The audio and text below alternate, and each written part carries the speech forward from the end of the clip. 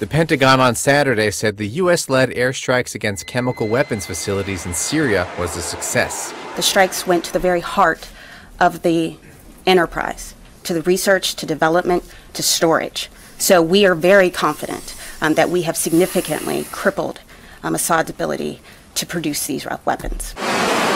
Over 100 cruise missiles hit Damascus and Homs early on Saturday in a coordinated assault by the U.S., France, and Britain, in response to a suspected chemical weapons attack in Douma, which killed dozens. Pentagon officials said the strike, which took out 3 targets, including the Scientific Studies and Research Center in Damascus, was efficient and swift. As of now, we're not aware of any civilian casualties. Damascus allies said the buildings had been evacuated in advance. I ordered the United States... Announcing the strike Friday, President Trump left the door open for further strikes if the Syrian government used chemical weapons again. We are prepared to sustain this response until the Syrian regime stops its use of prohibited chemical agents. Though Defense Secretary Jim Mattis called military engagement a one-time shot.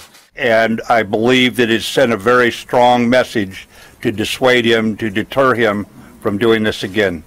On Saturday, President Trump hailed the strike, tweeting that it was, quote, perfectly executed, adding, mission accomplished.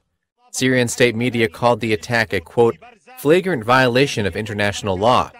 And Russia, who is Syrian President Bashar al-Assad's most powerful ally, on Saturday called an emergency meeting of the United Nations Security Council. The Kremlin had promised to respond to any attack on its ally and said on Saturday that Syrian air defenses had intercepted 71 of the missiles fired.